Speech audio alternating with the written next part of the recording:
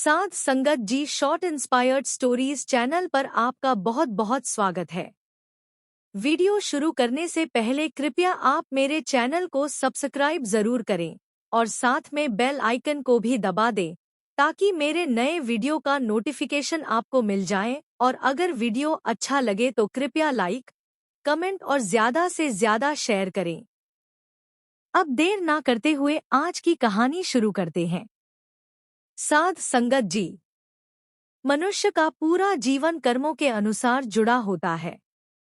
पूर्व में मनुष्य ने जैसा कर्म किया होता है उसी के अनुसार उसे फल मिलता है। साधु संतों ने भी यही कहा है कि कर्म जो जो करेगा वैसा ही फल पाएगा। मनुष्य पूर्व में किए गए कर्मों से कभी बच नहीं सकता, क्योंकि कर्म अपने कर्ता को करोड़ों की भीड़ में भी ढूंढ लेता है और उसी के अनुसार उसे फल देता है।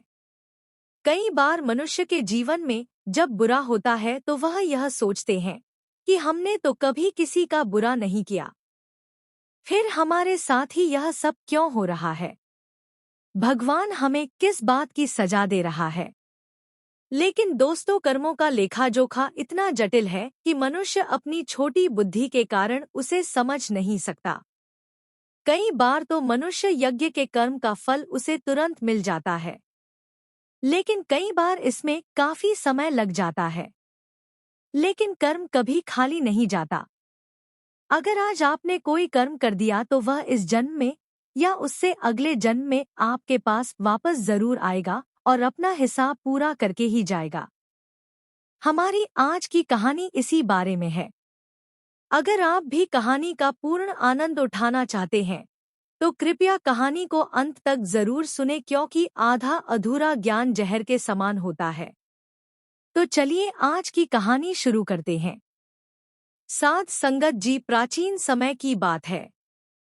विजयगढ़ नामक राज्य में एक राजा राज करता था। राजा बहुत ही पराक्रमी और भगवान को मानने वाला था। राजा भगवान का बहुत बड़ा भक्त था। इस कारण उसके अंदर दयालुता भरी हुई थी। राजा बहुत ही न्यायप्रिय और समझदार था। उसकी कोशिश हमेशा यही रहती थी कि कहीं गलती से भी उसके हाथ से गलत फैसला ना हो जाए। इसलिए राजा बहुत ही सोच समझकर फैसला लिया करता था। राजा ने अपने राज्य में एक बहुत बड़ा मंदिर बनवाया और उस मंदिर की देखभाल के लिए एक पुजारी को भी नियुक्त किया। पुजारी भी बहुत ही अच्छा और भगवान के प्रति आस्था रखने वाला था। वह अपना काम बड़ी ईमानदारी से करता था। पुजारी ने राजा से कभी भी किसी चीज की कोई मांग नहीं की। जो कुछ भी मंदिर में चढ़ावा आता वह उसी से अपना गुजारा करता। राजा भी पुजारी को बहुत बहुत पसंद करते थे, इसलिए वह भी उसका खास ख्याल रखते थे। इसी तरह पुजारी को वहां काम करते हुए 20 साल हो गए। इस दौरान पुजारी ने राजा से किसी तरह का कोई सवाल नहीं किया। एक बार राजा के घर में बहुत समय के बाद पुत्र पैदा हुआ। राजा और रानी अपने पुत्र से बहुत प्यार करते थे। राजा ने छोटी उम्र में ही अपने पुत्र की शिक्षा दीक्षा का अच्छा इंतजाम किया। राजा का पुत्र भी बहुत होनहार था। वो बहुत जल्दी हर चीज में निपुण हो गया। जब उसकी उम्र 21 साल हुई तो राजा ने एक सुंदर कन्या देखकर उसका विवाह कर दिया। राजा और रानी अपने पुत्र को देखकर बहुत खुश होते थे। वह सोच रहे थे कि अब उनकी चिंता खत्म हो गई और वह जिम्मेवारी से मुक्त हो गए। लेकिन होनी को कुछ और ही मंजूर था। विवाह की रात को राजकुमारी को नींद नहीं आ रही थी। वो बेचैनी से इधर-उधर टहलने लगी। उसे समझ में नहीं आ रहा था कि उसे नींद क्यों नहीं आ रही। इसी बेचैनी में टहलते हुए वह सोए हुए राजकुमार के पास पहुंची और बड़े प्यार से उसे देखने लगी। तभी राजकुमारी की नजर पलंग के पास पड़ी हुई एक तलवार पर पड़ी, जिस पर हीरे मोती जवाहरात लगे हुए थे।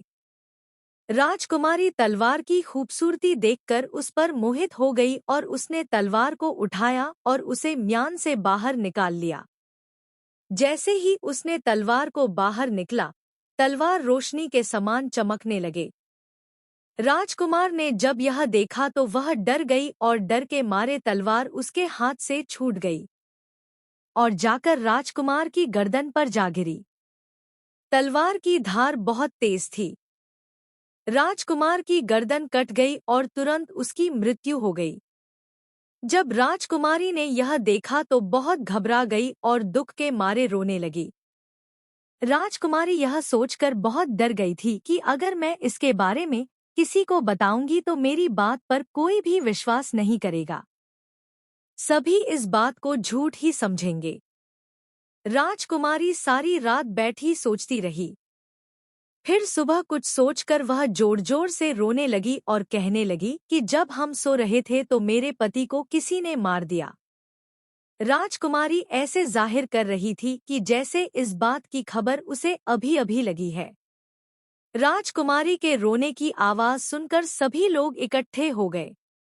राजा भी इस बात की खबर सुनकर तुरंत वहां पर पहुंच गया। राजा ने जब अपने पुत्र का मृत शरीर देखा तो वह बहुत दुखी हुआ। उसे समझ में नहीं आ रहा था कि उनके जीवन में एकदम अंधेरा कैसे छा गया। फिर राजा ने अपने आप को संभाला और राजकुमारी से पूछा, राजकुमार को किसने मारा है? राजा की बात सुनकर राजकुमारी ने कहा, महाराज मैं इसके बारे में कुछ नहीं जानती कि यह सब कुछ किसने किया। मुझे नहीं पता कि वह कौन था, लेकिन मैंने उसे मंदिर में जाते हुए देखा है।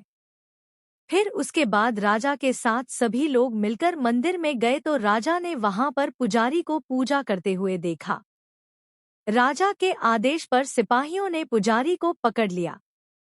पुजारी ने राजा के आगे बहुत हाथ पैर जोड़े और कहा, महाराज मैंने कुछ नहीं किया। मैं तो सुबह अपने समय पर आकर मंदिर में पूजा कर रहा था। मैं भला राजकुमार को क्यों मारूंगा? राजकुमार ने मेरा क्या बिगाड़ा है? लेकिन किसी ने पुजारी की बात पर विश्वास नहीं किया। राजा भी पुजारी की बात सुनकर सोच रहा था कि पुजारी बेगुनाह हो सकता है, लेकिन पुजारी के पास अपनी बेगुनाही का कोई सबूत नहीं था। राजा भी लोगों की बातों में आ गया और उसने पुजारी से कहा, मैं तुम्हें मृत्युदंड की सजा तो नहीं दूंगा, लेकिन जिस हाथ से तुमने मेरे पुत्र को मारा है उसका गला काटा है, मैं उस हाथ को ही कटवा देता हूँ। यह बोलकर राजा ने सिपाहियों को आदेश दिया कि पुजारी जी का एक हाथ काट लो। पुजारी ने जब राजा का यह फैसला सुना तो वह बहुत दुखी हुआ। फिर राजा के आदेश पर सिपाहियों ने पुजारी का हाथ काट दिया। पुजारी राजा के व्यवहार से इतना ज्यादा दुखी हुआ कि वह अपना अपमान सह नहीं सका और राज्य छोड़कर वहां से चला गया। पुजारी इतना दुखी हो गया था कि अब उसे किसी पर भी विश्वास नहीं रहा था।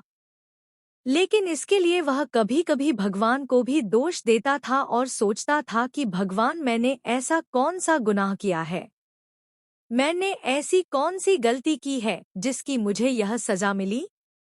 मैंने तो सारी उम्र आपकी पूजा अर्चना की, लेकिन उसके बदले में मुझे यह फल मिला।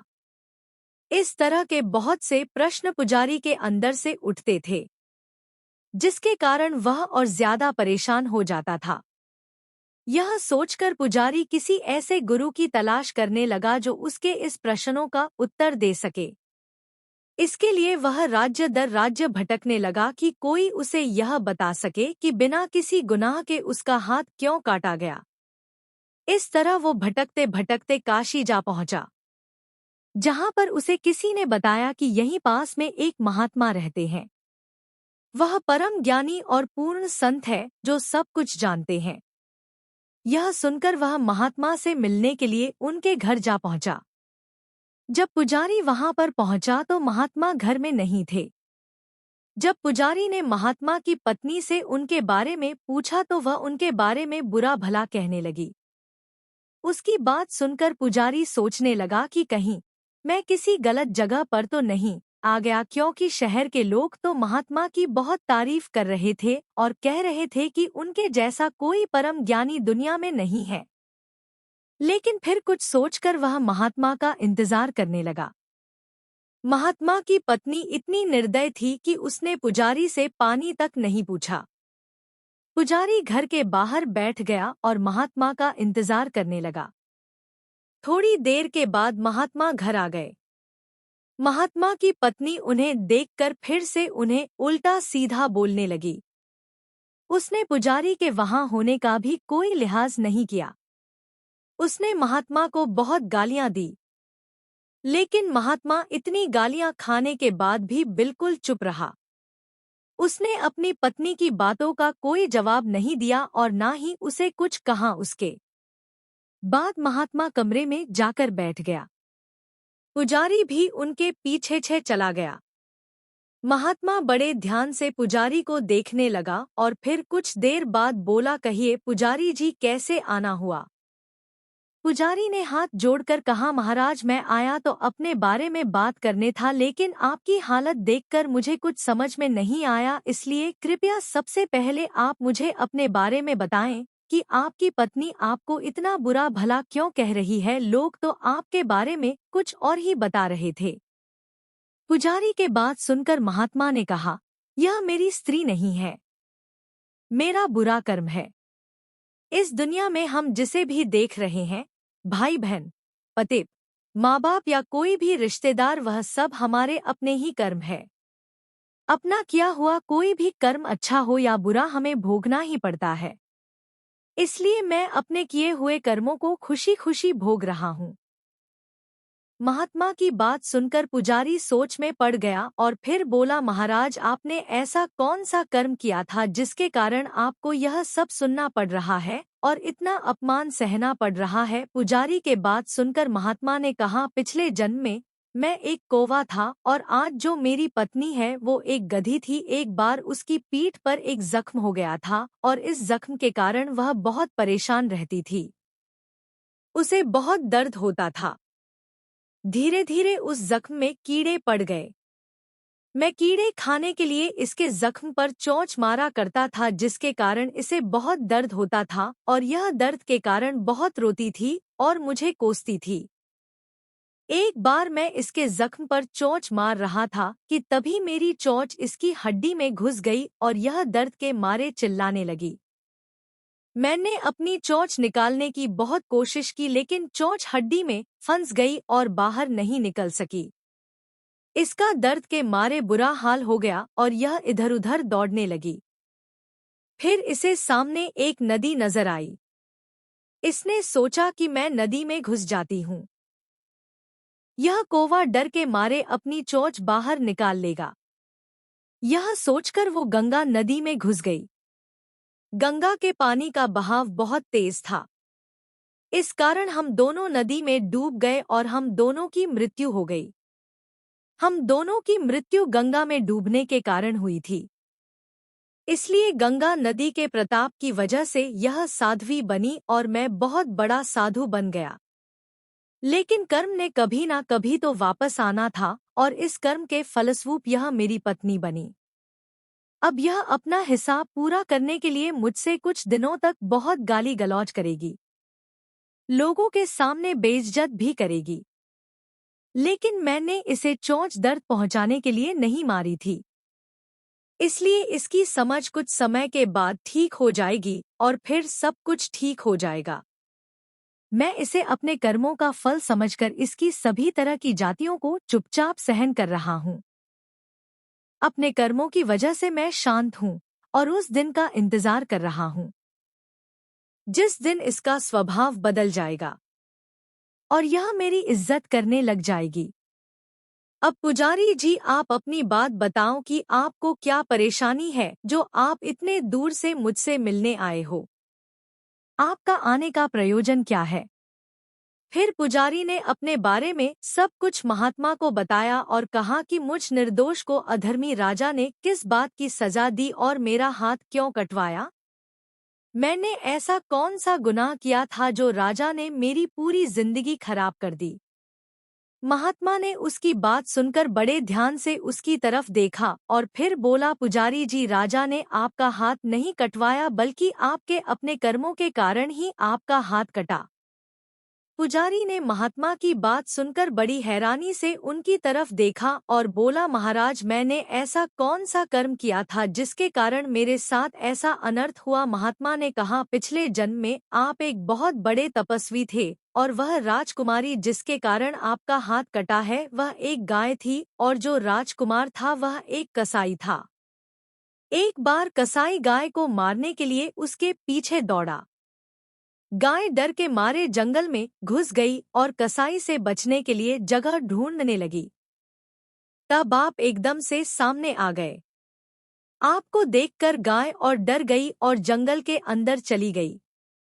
थोड़ी देर बाद गाय का पीछा करता करता कसाई भी वहां आ पहुंचा और उसने आपको देखकर पूछा कि क्या आपने किसी गाय को देखा है? आपने जिस तरफ गाय गई थी उस तरफ अपने हाथ से इशारा करते हुए कहा कि गाय उस तरफ गई है। आपकी बात मानकर कसाई उसी तरफ चला गया और उसने गाय को पकड़ लिया और फिर उसे मार दिया।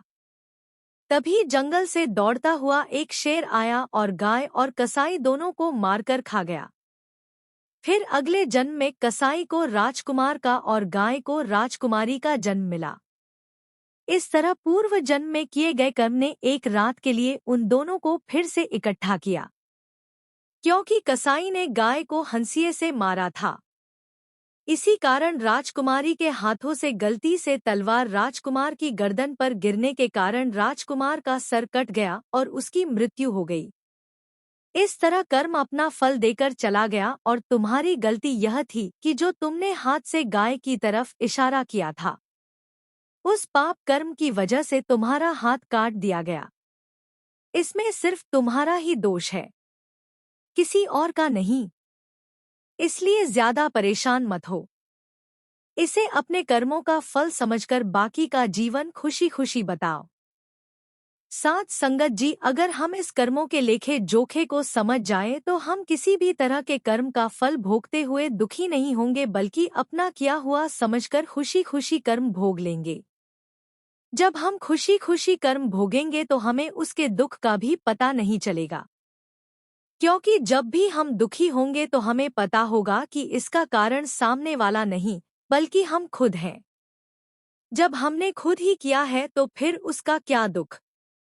इसलिए साध संगत जी, जब भी हमारे ऊपर कोई दुख या परेशानी आती है तो उसके लिए ईश्वर को दोष नहीं देना चाहिए, बल्कि अपने कर्मों का हिसाब समझकर खुशी खुशी उसका भुगतान करना चाहिए, ताकि हमारा बचा हुआ जीवन सुख से गुजरे। साध संगत जी, इस प्रेरणादायक कहानी से हमें यह शिक्षा मिलती है कि हमें कभी भी किसी बात के लिए ईश्वर को दोष नहीं देना चाहिए, बल्कि उसने जो जीवन हमें दिया है उसके लिए उसका शुक्रगुजार होना चाहिए और उसे दिन रात याद करना चाहिए। आपको यह कहानी कैसी लगी कृपया कमेंट करके जरूर बताएं, और अगर वीडियो अच्छा लगा हो तो कृपया लाइक और शेयर भी जरूर करें। आपके प्यार और स्नेह के लिए बहुत बहुत धन्यवाद।